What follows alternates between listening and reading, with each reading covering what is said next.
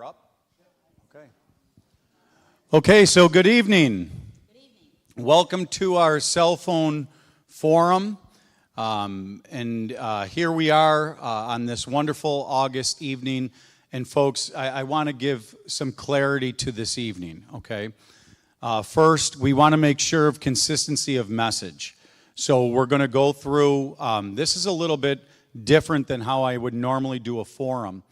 We had a presentation at the board meeting that was regarding cell phones. There was a 20-minute piece of that talked about the procedures and the consistency of message. We're actually going to start this evening with that video. I know that sounds a little obscure. I've never done things that way, but I do want a consistent message.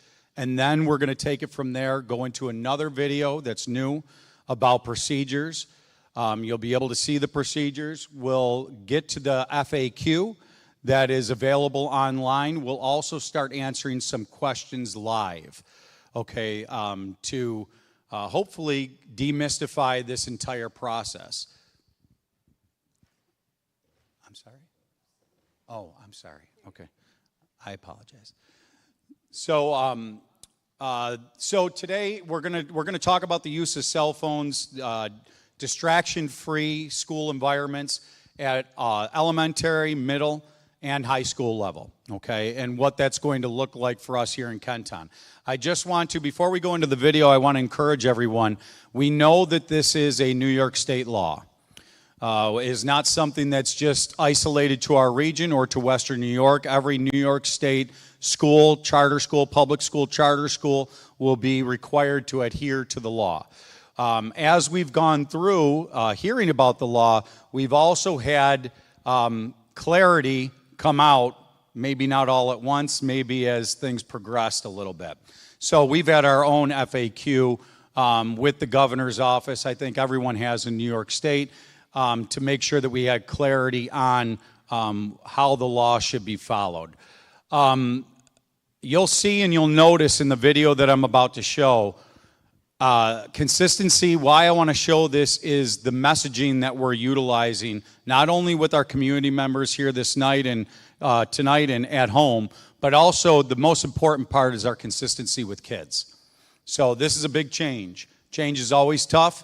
It's never going to be just because we say so and it just magically happens. So I want us to be prepared for that. We have to also remember as we go through tonight, you'll hear me say this in the video. Where we are on August 14th will not be where we are November 14th, will not be where we are April 14th, and probably will look even different next year. And the point why I say that isn't because today is wrong. It's because we'll learn by going through this process, and we'll learn together. The objective is not punishment. So I want to make sure that that's something I don't say in the video of how we're starting that this way. We are not, the objective to all of this is not how do you play gotcha with kids when it comes to cell phones.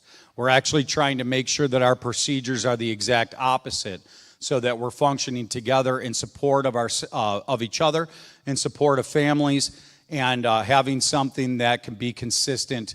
That's why we're showing the explicit directions for it, and that's why I want to start with this video. So Brandon, if you wouldn't mind, the video is about 20 and a half minutes. Right, Brandon? Was I close? About 20 and a half minutes. So we'll kind of get through that, and then we'll come together and talk more. This team up here are central office administrators, just like during COVID, not to reference something that none of us want to hear about tonight.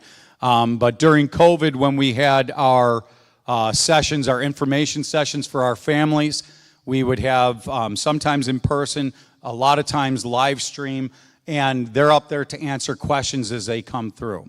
So I want to encourage everyone at home, you can start typing your questions now if you're at home. When we get to the question portion, if you have questions that aren't being answered or haven't been answered, you're going to be more than welcome to come up to the microphone, if that makes sense. So kind of watch the video with that intention in mind. Brandon, if we could start. Let me also be clear. This is very much like COVID in that people are going to have very strong opinions. If you remember, we talked about masks, and people had a lot of strong opinions on that. Cell phones is one of those things. It's going to be people having very strong opinions. I want to encourage everyone before we begin. Understand, our community needs to understand, this is a New York State law. This was passed as part of the budget process this year. It went into effect for this school year, so it is irrelevant whether Ken-Ton agrees, disagrees with any of the stance. Once it's law, we will always be good soldiers, and that's what I will always model for our students, is that we will implement the procedures in our district according to what the law is requiring us to do. So I'm not going to, and this is the last time that I'll ever have this conversation, but I wanted to start this way. I'm not going to entertain my personal feelings on it. I want to just be clear. But we will always be very explicit with the expectation of procedure. So I want all of our kiddos to understand that. We do, I'm convinced, we have the best kids anywhere. We have the best families anywhere. Just like anything else, it will be a transition. Transitions are difficult. Change is tough. But nonetheless, if we do it together and we understand what we're faced with together, then we will be successful together. And that's the point of tonight. So I will be going through this bell-to-bell restriction on smartphones, our actual procedures in the district, and what to expect starting September in our schools. So if we can, let's move to the next slide. Just to reiterate, some of our schools have already implemented cell phone procedures, okay? Especially Kenmore Junior, where we are right now, our big picture program, our crossroad program, already have cell phone, and they have for a very long time, cell phone procedures. Our middle schools have implemented strict cell phone procedures before any of this law came up.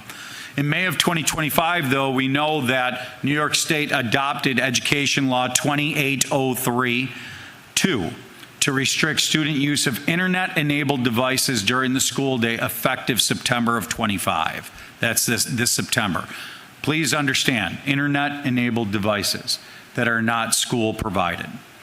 Following the passage of this law in May of 25, our secondary principals began gathering input from students, including some of our students. We had our DLC. Mr. Shamera referred to our DLC earlier. We had members of our DLC and actually one of our board reps from last year attend a town hall that was in our region regarding cell phones. So we've been educating ourselves as a community for a very long time on this topic, where it could possibly go. On June 24th, we convened a stakeholder committee. You could see all the members that were there, including parents, including our teachers, board members, support staff, our district administrators, students were at this meeting to discuss our policy. We put through our policy at the meeting that we had last week. We held a special board meeting to make sure that according to the law, a policy had to be in place by August 1, and we did do that. On July 25th, that stakeholder committee did finalize the policy. The procedures to be implemented beginning, and that's actually a little bit of a typo, that that was changed, Patrick. It should be changed on this. They did not finalize the procedures.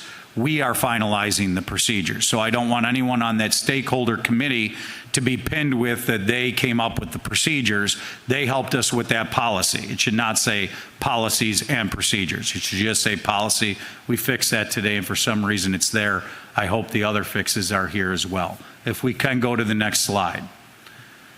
Beginning in September, student use of personal internet-enabled devices is prohibited for the entirety of the school day. That's where you get the bell-to-bell talk. You'll see that right in the law, bell-to-bell, okay? Anywhere on school property in or out of our building. This includes but is not limited to smartphones, tablets, smartwatches, laptops, gaming consoles, Fitbits, Google Glasses, VR headsets, MP3 players, iPods, iPads, headphones or headsets or other audio devices are only allowed for instructional purposes during classes. Okay, so that's going to come up. AirPods, the little things that hang from people's ears. Kids should not be walking around during the school day with AirPods hanging from their ears anyway. It's part of our code of conduct. They can use them when we're using computers or we're listening to things. They're doing individualized work in class. That's different. So I don't want to seem like those AirPods are never in schools, but they should not be out. We should not be transitioning with those in our ears. Let's just be clear about that. That has nothing to do with bell to bell. That's code of conduct. This includes homeroom, lunch, recess, study halls, transition, any part of the school day. Students will only be permitted to use the district-issued devices. Now, folks, I want to be clear of what I'm recommending to our families. Our best way for this, for kiddos and for families, in my opinion, is that devices remain at home. It is the easiest way to make sure that there are no problems with devices. It does not put kiddos in any type of position. It's also showing the consistency between the school district as well as homes. Now, I'm not ignorant to, I'm also a parent. I know what our kids say and even how I need to communicate with my child after school, things of that nature. So I do fully expect that some will be coming to school. I'm just giving the best advice that I can as a parent. I would be recommending that, strong recommendation that we just keep these devices at home. If we can go to the next slide, please. This gives you a quick overview of what's going to happen at all of the grade levels. In elementary, now we really don't see a lot of phones out at all in elementary, but it starts to touch a little bit more as our kiddos get older, 3rd and 4th grade. They will remain in cell phone lockers inside of their rooms. Remember, just to give everyone an overview, in elementary, we can use fancy words like cohort, the kids stay together pretty much predominantly all day. So something can be locked up in one individual classroom all day. It makes sense. That's why we'll go with that procedure. In middle schools, like I said to start off this meeting, devices are going to remain in lockers. Why? Because we heard from our staff that this has been working in middle school. Now, I want to be very clear. It doesn't mean that in any of these procedures that we might not have tweaks in the future or even do an about face. So I want to be clear about that. But for right now, this is how we're proceeding with our middle schools. We're kind of going to be going status quo. We heard from both of our middle level buildings that it has been working wonderfully from our staff at both the teaching level and the administrative level. Now, high schools, this is where a huge change will take place. Devices will remain in the student's first period homeroom class. During, just to give you a look at our day, our days will remain the same, except we're going to extend a little bit of time in that first period. That first period is always constituted in our electronic systems, our student information systems, as homeroom. Okay, you have to have something count as homeroom for attendance purposes. Sometimes we've made it a different period of the day, but for all intents and purposes, we look at first period as that. Think of that first period homeroom also the time where they're going to collect cell phones. Cell phones, each student will be given a folder. We don't have these purchased yet, but a very durable folder that closes up. The students will have a procedure where they are putting that folder into a secure cabinet that is a lockable cabinet that will stay in those classrooms. Now, before we talk about safety and where these things can be, remember, our classrooms are remaining locked when they are not occupied. They are not occupied unless there is a teacher in the classroom. Those cabinets will remain locked throughout the day only for that teacher that is there during first period to maintain that key to get that out. Of course, administrators will also have that. So there will not be accessing of that. We'll talk a little bit about special circumstance in a moment and how that will also morph. We removed 1 minute from each period during the day. Why? Because then students, we've also had announcement periods that exist during the day in our high schools, especially I know Kenmore West. Not quite sure if Kenmore East also had something similar. I think so. But we'll eliminate that announcement period during the day. We'll come back together to that first period homeroom, classroom at the end of the day. That's what we'll use those minutes for. 9 periods during the day, take away a minute, that gives us 9 minutes plus any announcement period that we used. If we used 5 minutes during the day, it'll give us a good anywhere between 10 to 12 minute block at the end of the day, because a few of those minutes will be added on to that first period to account for that procedure of the collection. Okay, so far everybody's tracking with me. We'll come back, we'll give those phones back to the students during that time, and we'll allow them to turn them on at that moment in that holding area in that room. Procedures have been established for BOCES students, late arrivals and early departures. Our administrators are working on those. Those continue to be tweaked, but we want the least disruption to classroom instructional time for our students. But going back to why I say our best bet is to leave these devices at home. If we can go to the next slide, okay? Folks, go to the second bullet. In the event of an urgent matter with immediate communication, there's going to be ways that we can still communicate with our kiddos during the day at the high school level. Listen, since the beginning of time, in the event of a true emergency, any family can call the main office, a true emergency. Call the main office, absolutely. I've seen this utilized, especially if there was a tragedy that happened in a family and somebody has to come pick up their kiddo and they want their kiddo to get all of their stuff ready. They call the main office and say, can you help me out? This is where we are, and the schools always accommodate that.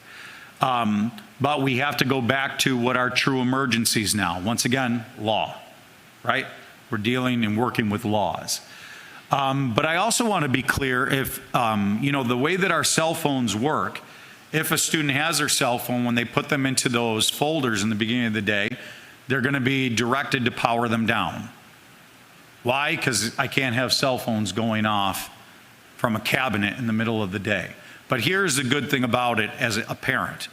If a parent were to send a message to a kiddo about, let's say, something for after school, you got to get your sibling. You have to go here instead.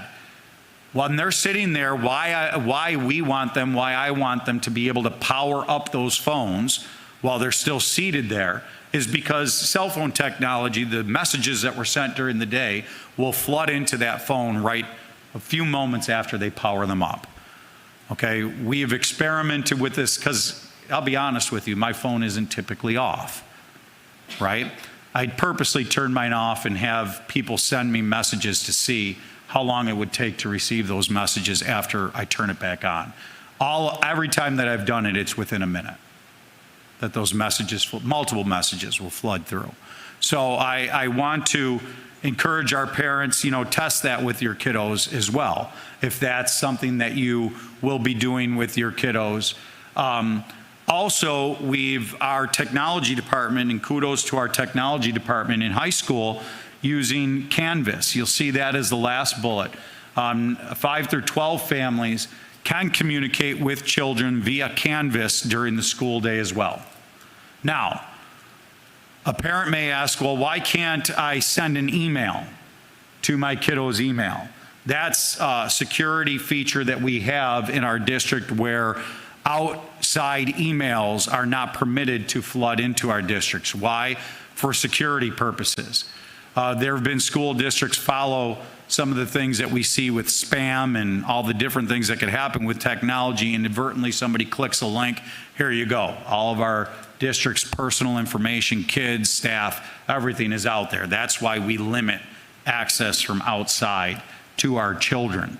I want to be clear, that's why we can't just use regular emails. But you'll see within those bullets that all of those things that I just referred to are on there. The only thing I haven't said, if a child has a true emergency and needs to call home, a true emergency, it's going to take some of us going back to the basics with some of this. What's a true emergency? But we will also have an avenue for children to be able to come to that office to call home. I do want to encourage all of our families to understand that technology has come a long way besides cell phones. In all of our classrooms, we have phones. We are able to, we're not waiting for the overhead speaker to be able to hear an announcement from a main office, right?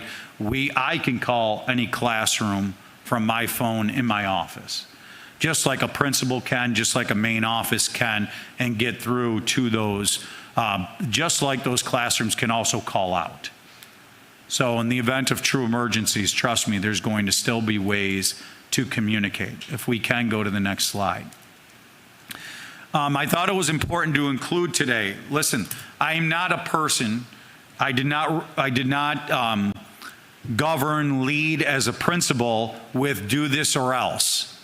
That's not how we communicate with kids. Do this or else. Get it done or else. But I think it is also very important that our children, our families understand that there will be progressive discipline if rules are not followed, just like any other piece of the code of conduct. Cell phones, we have a policy now. We have an expectation now. There is a law now. We're not having those discussions any longer. I do encourage people that if they do have problems with this law, there are ways with your legislature, with Albany, that you can advocate for that. Okay, we have heard from our parents. I know that there are many people that still have problems with that. Just understand, we do not demonstrate and we are not going to teach our children that the way to handle it is to not follow procedures and protocol. That is not, we are an institution of education. I refuse to educate our students that that is a way that we handle things that we don't agree with. So I want to be clear as your superintendent, please understand that's why this stuff is here. It is not under the mark of do or else. We will continue to work with our kiddos, and our kids need to understand why these things are in place and why we've been told and why the laws are there, and how we'll move accordingly as one community forward. Okay. Failure to do so is a separate offense. So please, I want us to encourage as families, we're not being insubordinate when it comes to this kind of stuff. We still have schools to run. Okay. Next slide. We will host a parent forum next Thursday evening at Kenmore West during COVID, might be up there already. I think it is up there already with that beautiful new website that many people have worked on for a long time, led by our PR, Patrick Finelli. We will have that FAQ on there, and it will be an ever-living document. As we grow, so will that FAQ grow. But let me be very clear. The way this looks today, we can expect will not be the way that it looks November 1, will not be the way it looks April 1, will not be the way it looks September 1 of 26. We have to have the mindset that we will continue to grow. Our staff will have that mindset. We'll have that mindset. We'll continue to listen to feedback and continue to do and move forward. I think it's a fair question, and I think that's the last slide, correct? Okay. I think it's a fair question, so I'm going to address it now. Okay. Why not a pouch? I'm not going to reference any company, but why not a pouch? There are many other challenges that come with that pouch. Many other challenges. Besides maintenance and cost, the procedures for that pouch, our safety and security as well when it comes to those pouches and where that goes, because remember, this year we do have new safety and security protocols as well for when we're entering buildings in our middle schools and high schools. So that's why not the pouch. It might even be easier for us as leaders to just say, here's your pouch. I don't think it's fair with that. So that's why we're not going with pouches. I'm not canceling out pouches potentially for the future. I never cancel out anything, but this is the procedure that we're going forward with now. So board members, any questions, comments, concerns? It's not speak now or forever hold your peace. It's not gonna be that way with this. But this is what I'm telling our community. This is the first time that I'm sharing this with the community, and please trust me when I tell you, this is COVID all over again. You will get people coming up to you and screaming about phones, just like we did about masks. Understand, this is not, every district in the state of New York is going to be implementing this law. And that's the way that it goes. Okay, so like I said, a little bit different than, even to be honest with you and personal with you, that my personality is that I'd show a video of myself. But I do think it's very important, consistency of message, that you're hearing the same thing that people heard last week. I'm going to show you how things have even morphed a little bit in a week. We're going to go into that part of the presentation right now. So no more video. It was just for the initial message that you saw up there.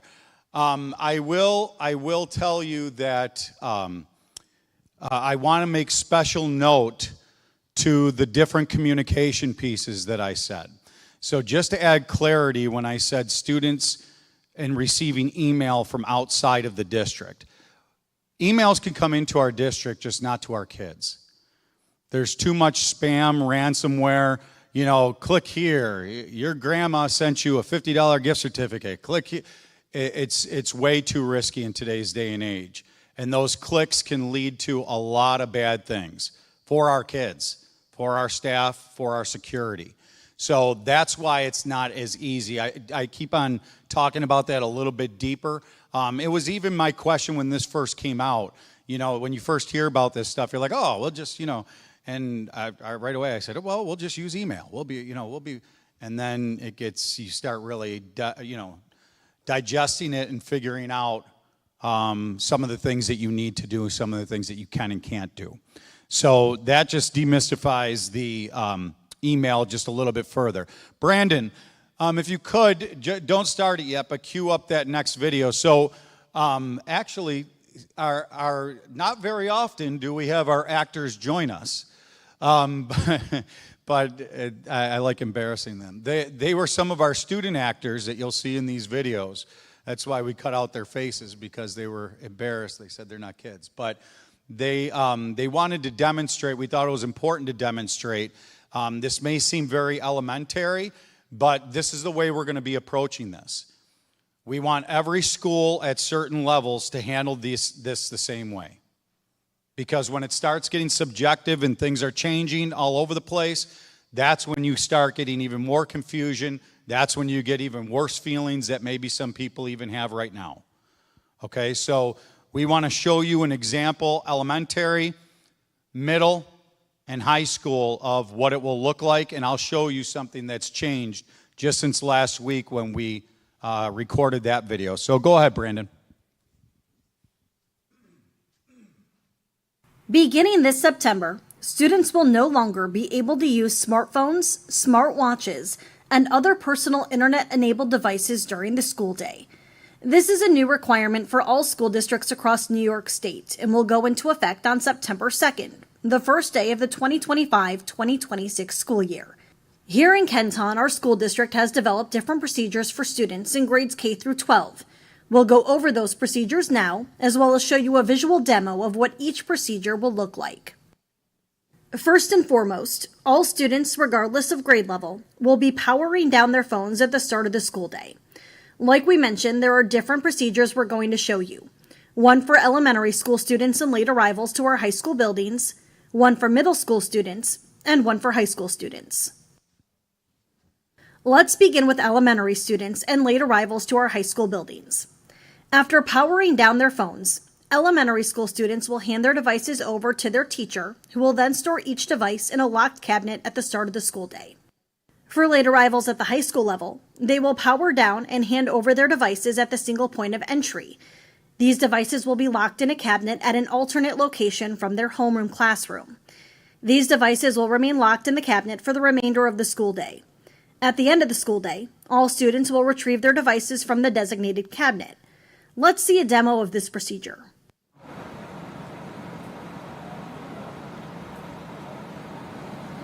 Thank you.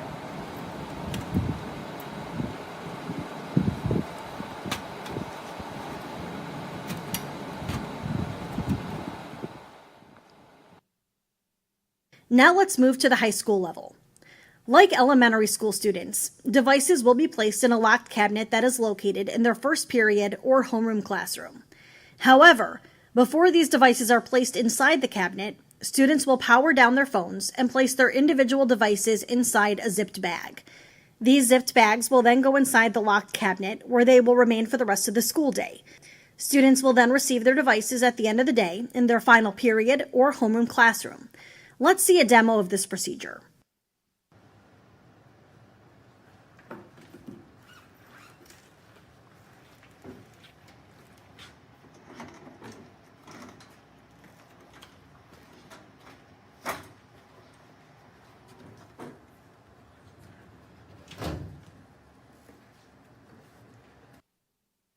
Finally, let's take a look at the middle school level. This procedure is a little different.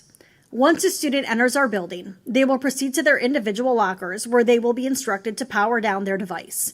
That device will then be placed with their belongings inside their locker, where it will remain for the rest of the school day. Students will receive their devices at the end of the day when they pack up to go home. Let's see a demo of this procedure.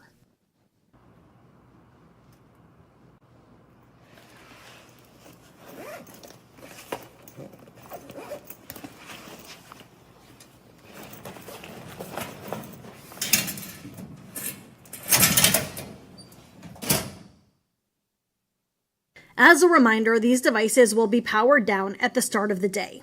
Students will be able to turn their devices back on once the last bell rings.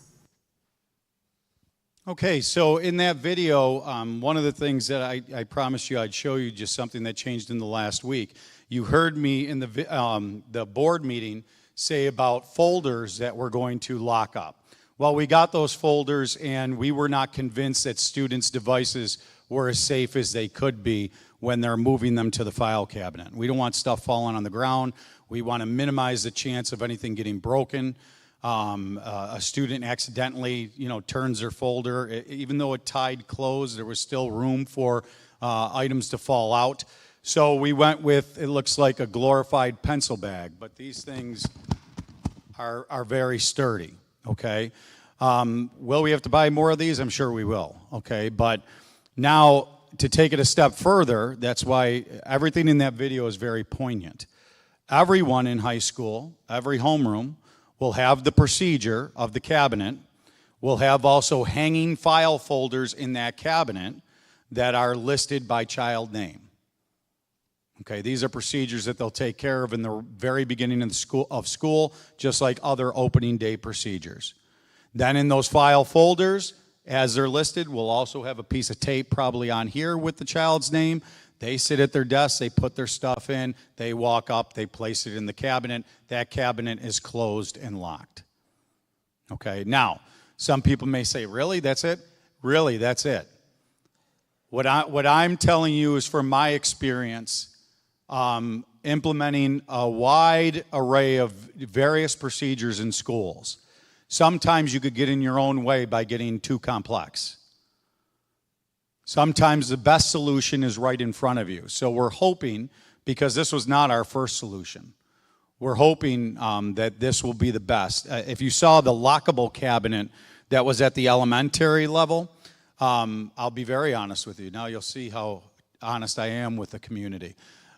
We were going to get something very similar that mounted on the wall. There's some districts that are doing that. The item that we, and I'll never mention product names, but the item that we tested, we spent a long time bringing these items into the district. And when it arrived here, even if I could handle the material that it was made out of, the latches and the pieces that were, even if we changed the locks from the locks that they provided us, they were garbage. And I didn't trust it. I didn't trust it with people's equipment. I didn't trust it with kids' phones. I didn't trust the safety of it. Neither did the team. So that's why we did an about face. So literally, old school, you will see a lock. We ordered all new lockable cabinets for each room. That 2-drawer lockable cabinet will, of course, have master keys for. I'm also going to tell you that, especially at the high school level, I'm encouraging kids to not be late. I'm not going to lie to you, right? If we got to do something that is a change and that we don't like, let's change that other part. If you are typically late to school, because if you're late to school, you're going to be turning that phone in a single point of entry instead of in your cabinet that you'll return to last period of the day, at the end of last period. So the schools have developed even more procedures for what that looks like. We will continue our attendance campaign, and that's going to be another piece. You heard me say about security with different things moving through. Our middle schools and high schools will all pass through Open Gate every day this year. We announced that last year. So we're going to continue our procedures with that. And there were, I don't want to get into some of the discussions right now that we had behind closed doors, but some of those discussions led me away from pouches. Right, wrong, or indifferent, I'm not trying to say I'm right and other people that didn't go our way are wrong. I'm just telling you that this is what seemed to be the best way to move forward. So now I want to talk about the FAQ.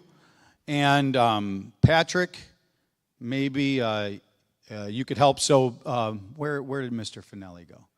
Oh, there he is, all the way back there. Okay, so Patrick, at home, people have been flooding with some questions. I'm going to actually start going through some of those questions that we've seen universally. You'll find them on the FAQ, and you'll also probably you've thought of some of them while you're sitting here. Okay, and discuss it just a little bit further. First one says, if a student leaves early, how do they get their phone? Excellent question. Students who need to leave early will report to the attendance office in the morning with their note. They will turn in their phone in an alternative location and retrieve it when leaving. So there's a little bit more planning. Now, somebody's going to respond and say, but Samato, sometimes a kid gets sick. They don't know they're leaving early. Absolutely, and that's why we have other keys to those cabinets. In those events, we don't have a multitude of kids leaving sick during the day. I'm just being very honest with you. Do we have some? We do. Kids get sick. But most kids that have to leave early know that they have to leave early before they come to school.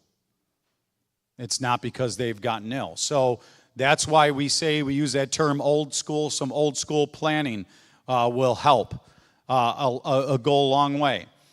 What if a student needs to leave early unexpectedly, like a sickness, and the homeroom teacher where the phone is located isn't in the room at that time? Our building administrative teams will have the ability to help students get to those devices. Now, I want to be clear, something that we implemented, actually that's a direct contradiction to the way I was first raised as an administrator.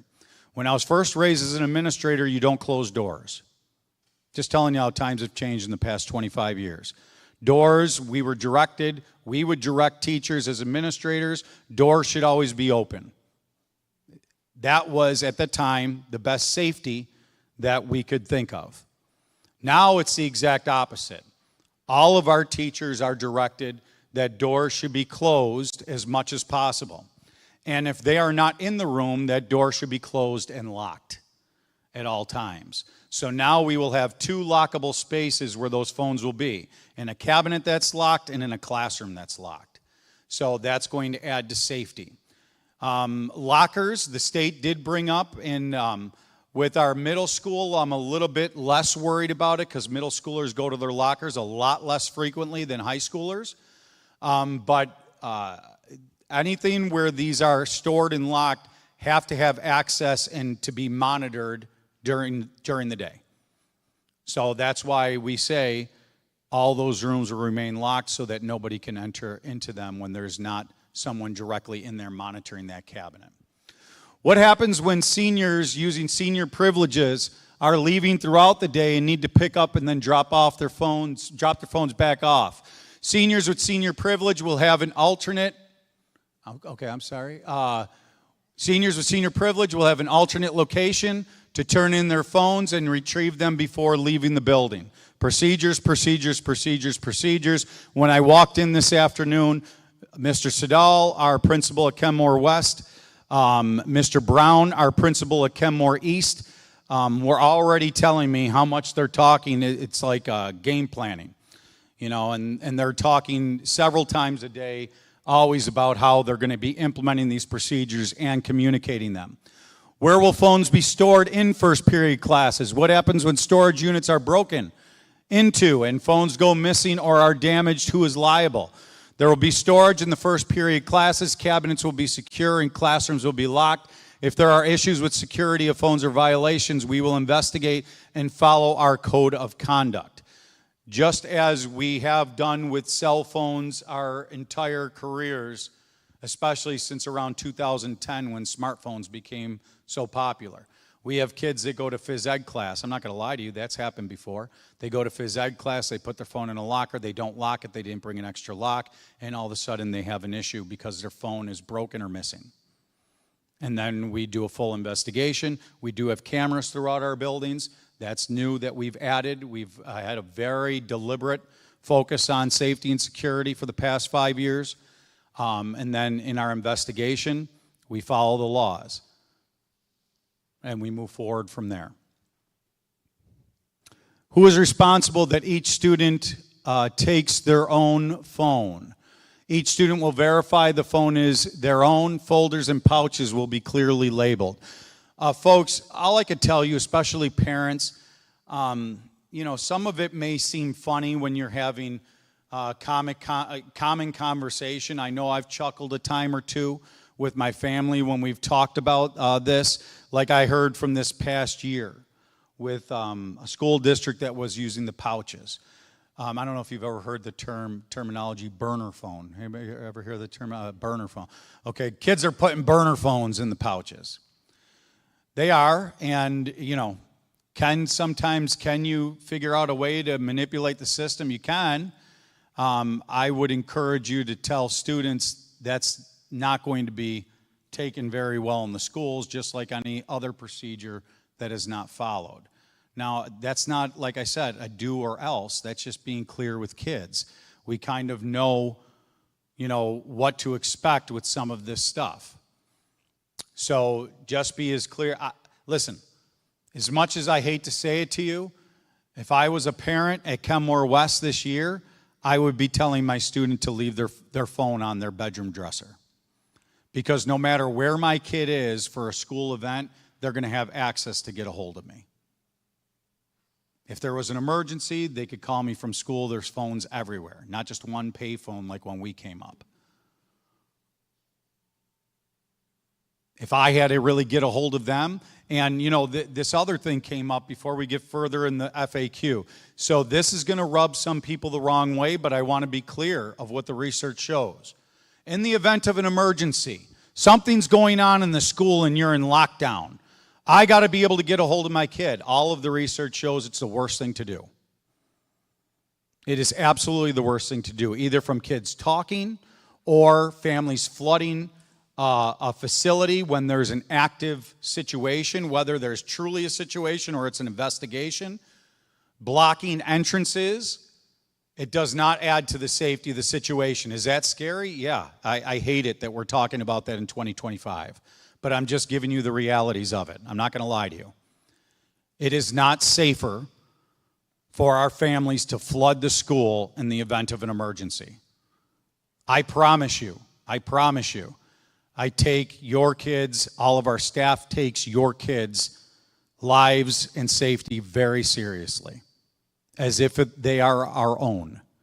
I know that's hard to hear and it's hard to trust sometimes, And all I could do is tell you, but it does not help the situation if we can harm security procedures by thinking we could do better in a situation than some people that are trained at the school to handle the situation. Can I, you know what, board, excuse me, I know.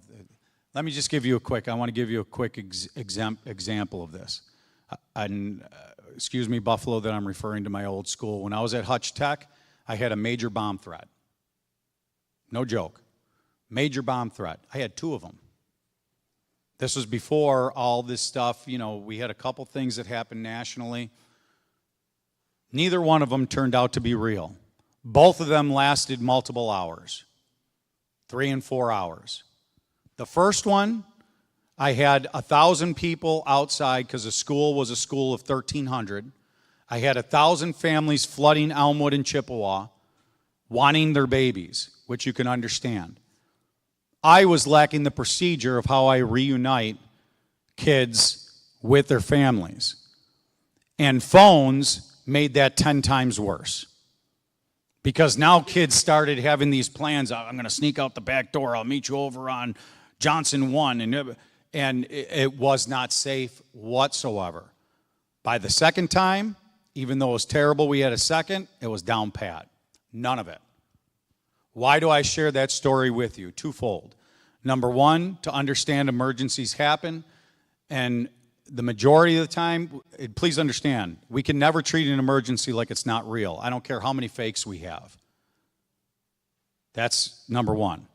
Number two, the majority of the time they are not real. And we have to make sure that we have our procedures down to a T. Number three, the people that are on that scene have been trained through and through to handle that situation.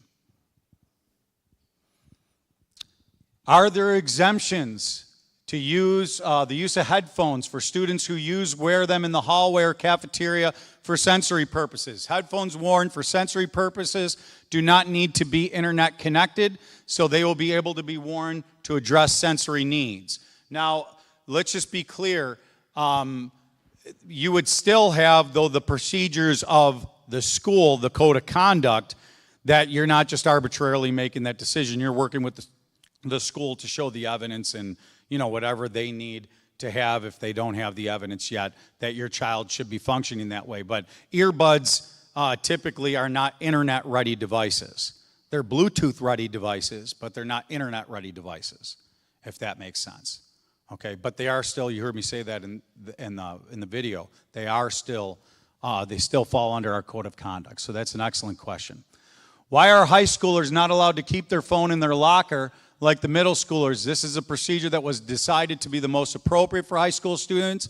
Our middle school students and high school students move through the hallway differently between classes. This is our procedure now, but we will continue to monitor. I've already explained that in this forum very transparently. Like I said, what we have today may not be what we have December 1. Okay? I'm hoping that it is, because that means the millions of times that we've changed it since April, that we landed on the best thinking that we have, but you have to be open to continue to learn. Will teachers be required to put away, their phones to set a good example? The restriction only applies to students, though teachers and staff members are always expected to model good behaviors and students. At opening day, I'll let our families into a little secret because I usually don't share what I say to staff opening day. One of the lines at opening day will be that I'm going to ask staff if they see me on my phone, because I'm constantly on my phone. That's what my job requires. If they see me on the phone in the hallway, to address me. Not nastily, but, hey, Samato, phone. Now, is that tough? Yeah, it's tough. I got to change my behavior. I got to figure it out, but I'm also a big believer. Can I require it? I can't require those types of things, but our staff are pretty good. They believe, like I do, that kids learn the best through example. You know, the say, do as I say, not as I do, it doesn't really work too well with raising children. Okay? So we're going to do our best as well. But please understand, and kids need to understand, it is different for kids than it is for adults and visitors. Students with diabetes have their phones paired to send them messages and alerts for their health. I actually had a kiddo who sent me an email, not for diabetes, but for seizures. Okay, if you are taking phones away, how will these students get their alerts? Parents of a child with diabetes should apply for an exemption. So this brings us into the exemption conversation. Will exemptions exist? They are, but they're few and far between. Why? So if there are things that we could add to a child's laptop that we're providing as a school district, then we'll take that avenue. But if there's truly a need that is deemed a need, then a family can file for an exemption. They can do that on an annual basis. It expires at the end of that year that they apply for it. God bless you. And they should reapply every year. But I don't want to, lie about it. It will have a procedure it'll start with our counselors, our psychologists, our social worker. That's who a kiddo can go up to.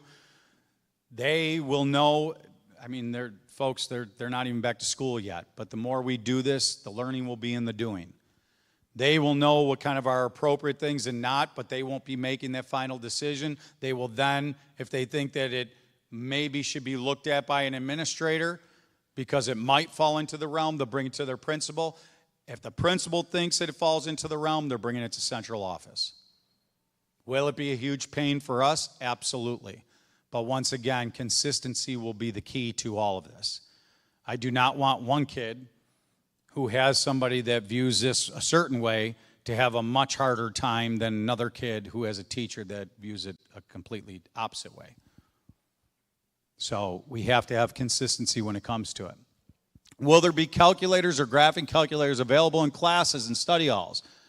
Yes, there will be calculators and graphing calculators. If there is an emergency, how will the 500 plus students in the school go down to the office to call parents all at one time? In the event of a school-wide emergency, students would not be calling their parents because we would be sending regular messages to all parents to update them. See, one of the problems that I think that all of us, aside from how we all feel about cell phones, all of us do have to recognize we're in a very point-and-click type of life right now, that immediate. There has to be some trust between the families and the schools. Well, are we saying that kids can't reach out to parents in the event of an emergency? Yes, but if we have an emergency situation, we are not going, I'm telling you right now from the superintendent, I'm not going to have schools have 100 kids coming down and calling their parents, 500 kids, 600 kids. I'm very, very rigorous. I expect a lot of these people up here when we have a situation going on of how we're sending out regular messages that actually always come through me. And quite regularly. We will never wait and wait and wait and wait and then send something out. Even if we have to wait, then we'll send you a message saying that we're waiting and everything's fine. For school sports like football, will spectators have to turn their phones in? Absolutely not. This is bell to bell during the school day. But that is an excellent question. I've heard that question also for buses. Did that come up here at all? Anything about buses? So it is bell to bell, not bus to bus. So they will have them on. They are allowed to have them on transportation. Will there be instructions on the wall next to the phones in each room so students can dial out if needed, true emergency, if they needed to call EMS for the classroom? Students will be aware of what to do in an emergency. Every classroom has a phone that has the ability to dial outside of the district, which is much different from when we were children. The phone that's on the wall in the classroom can call anywhere in the world. Just want to be clear about that. Will the containment of phones change if the current one doesn't work well? We'll continuously monitor and plan. I think I already talked about that several times. What devices are included in this restriction? Great question. Can we just scroll to see how you guys answered that? For now, the restriction includes any personal device that can connect to the internet, including smartphones, smartwatches, tablets, etc. So another reason why we went with this. Remember that example that we showed in the elementary of the cabinet? I talked about why we didn't go with those for high school. Those cabinets typically are only large enough to put a cell phone into. The majority of kids have more than a cell phone. This pouch, we felt, would hold more than a cell phone safely. And it's durable to do so. So for myself, I would have to take off this Apple Watch. I would have to take out my phone. But as an example, just to show you how personal I am, okay, my phone has a magnetic thing on the back. I put my wallet then in here, and I put the phone in the pouch. You understand what I'm saying? So we have to be kind of what's the most sensible way to proceed. But anything that has an internet, that is internet ready. What happens if students violate the requirements? You heard me say in the video about progressive discipline. Okay, for the first offense, device will need to be handed in. Parent or guardian will be notified. The student will be given a warning, and the student will be able to retrieve his or her device at the end of the day. For subsequent offenses, progressive discipline will be implemented. Folks, I promise you, the one thing as a principal that I never believed in was repeating myself. If I said something, I meant something. And is that, I don't know, do we call that tough love? I call it consistency.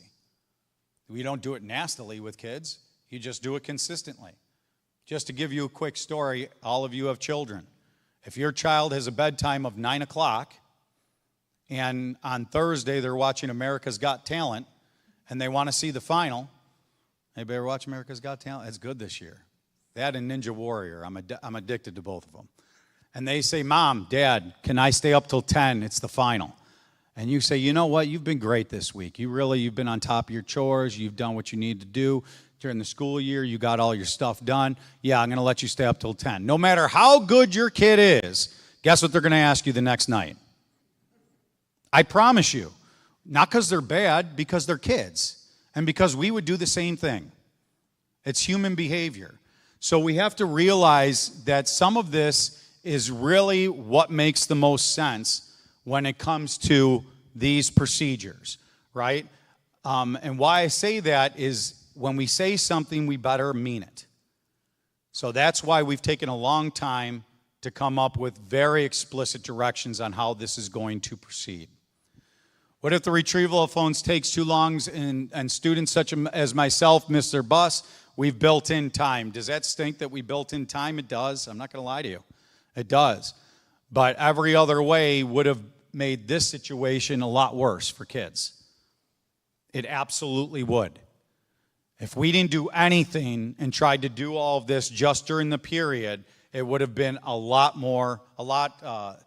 sloppier, the word I'm looking for. Not a good enough procedure for us. I wish to request an exemption. How can I do this? Speak with your child's school-based provider, counselor, social worker, etc., psychologist.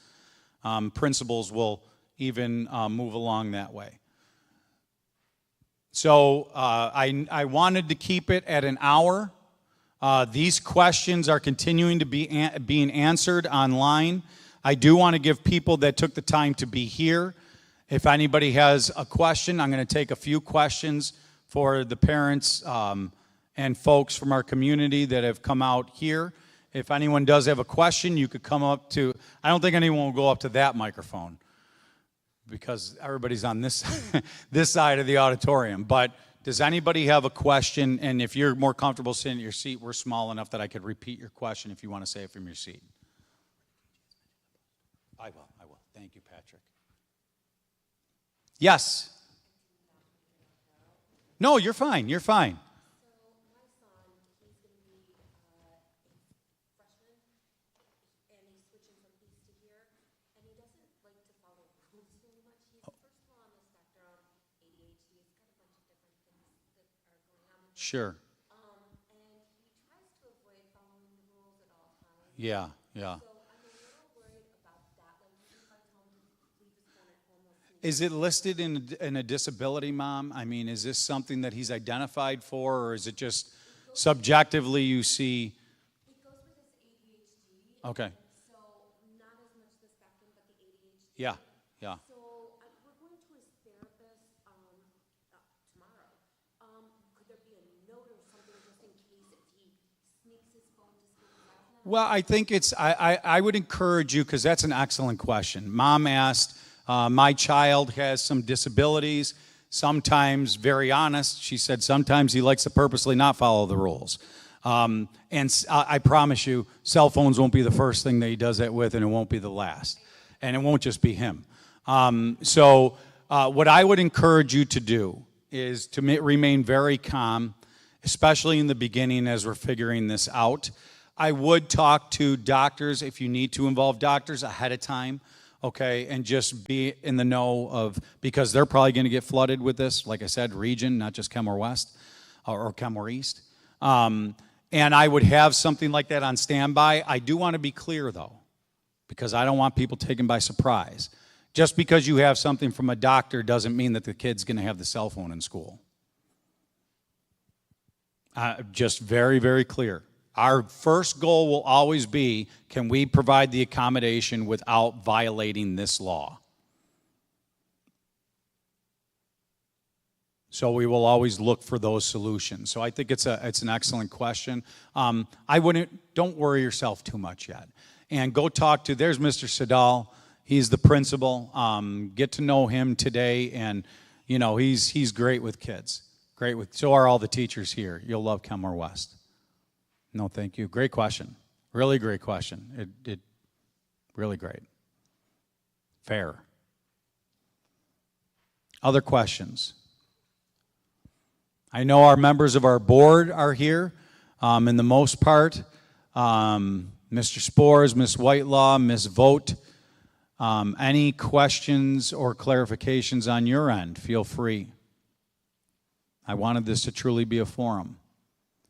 We have some administrators here. Any administrative questions from our administrators in our audience? Yes, sir.